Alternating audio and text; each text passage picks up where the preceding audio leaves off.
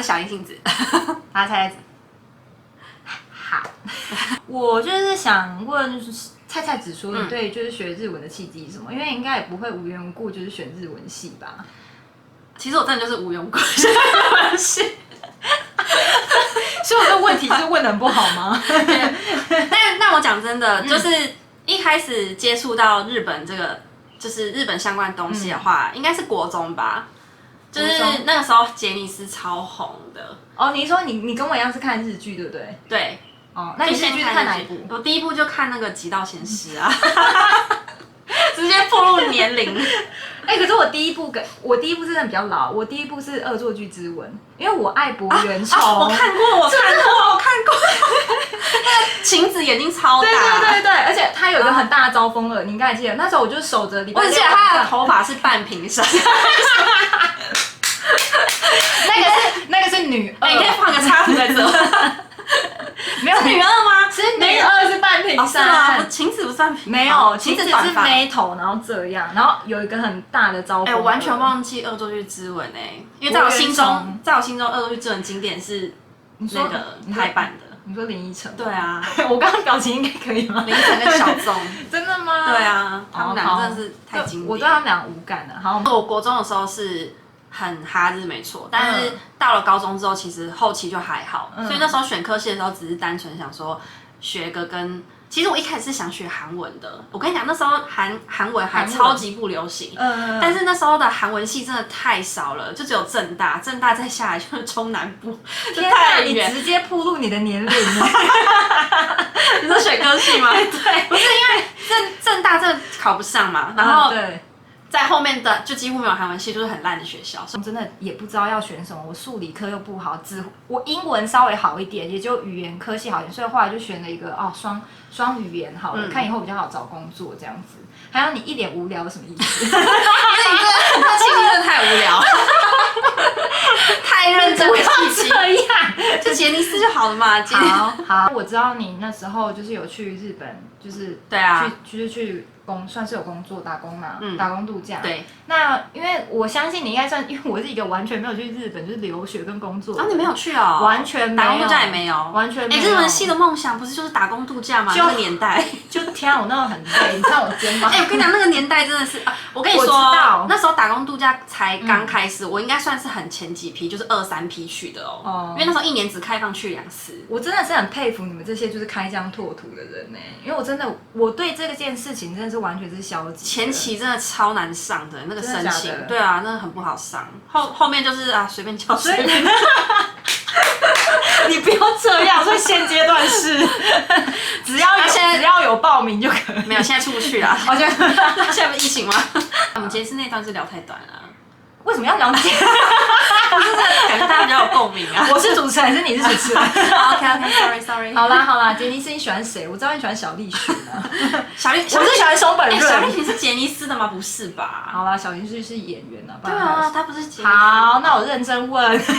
没有啦，那时候杰尼斯最红的是谁？就松本润啊。对啊，我就爱松本润啊。那时候阿拉西是最红的。不然你喜欢谁？其实我那时候喜欢卡顿最一开始。卡顿是谁？卡顿你看连卡顿都不知道，卡顿真的没有很红。他们大概出没几张专辑就单飞了吧。所以赤西仁，你知道赤西仁吗？知道。对啊，我那时候喜欢赤西仁。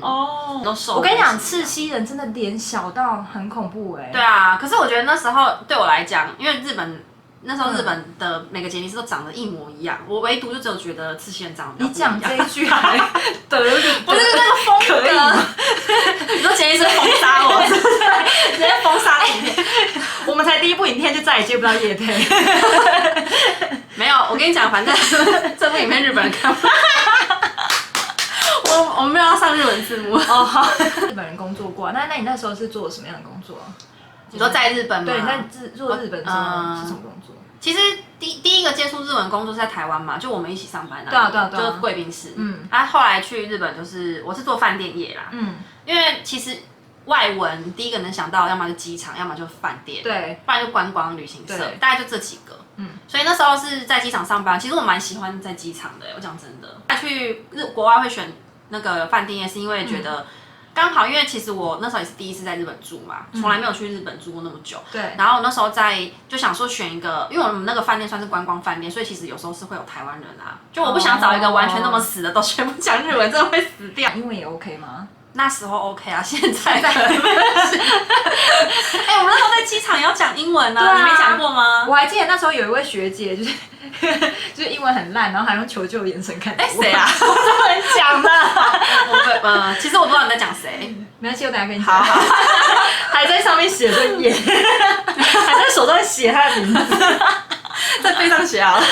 殊不知我也是很惊恐眼神看他说我哪知啊？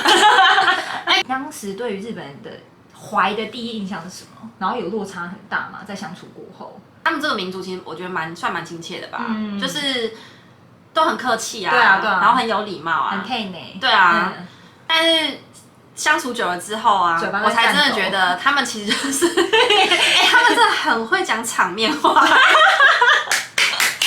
超会讲场面话的一个民族。你怎么发现是场面话？不然讲没有，我真的是后期才发现，因为你知道那时候刚学日文嘛，学了4年，然后就出来工作，然后在机场不是会遇到很多日本客人嘛？对啊，然后他们都会说。他们就后期觉得他们一开始都听了之后觉得啊心花怒放，然后结果后期去回想之后，他们真的很浮夸他们就会说什么日本語うまいね，日本人だと思った，就是我以为你是日本人这一种，然后那时候大家听了就会觉得很开心嘛，就觉得说啊我日文真的那么好吗？不然就什么就被母语的人称赞说，对啊，他们就会说什么啊発音がいいね之类的，对，然后结果去到日本工作之后才发现，完全不是这么回事。其实我的日本同事也都有说过，觉得我日文还不错。因为我曾经有在日本饭店跟同事用日文吵架，这个值得分享。没有，然后那时候另外一个就第三方的日本同事就跟我说。啊，你一个外国人可以用日文，就是吵架蛮厉害的，他真的很厉害，真心称赞我。其实他们的那些鼓励也让我更有自信啊，不然怎么会一直敢讲？因为我觉得语言真的要敢讲，敢讲之后你才会变流利。虽然觉得他们很会讲场面话，可是我觉得那些称赞其实就对我讲日文这一块其实还是有帮助的。就是鼓励，有没有圆回来？有圆回来。相信眼前的日本人也是可以接受吧？对啊，对，台日友好，台日友好。他们的女生真的好爱讲，就是太浮夸，就卡哇伊这件事情，就是他们任何一件事情都会跟我讲卡哇伊，他们直接拉高八度啊，直接拉高吧。可是可能我只是在讲说，就是我只是穿一个很普通的衣服，然后那一天可能就稍微画眉毛，他们就觉得说我今天很可爱，就场面话。对，然后闭嘴。可是我也是真的觉得我很可爱啊。你还没认清这个线，你还没认清他们的。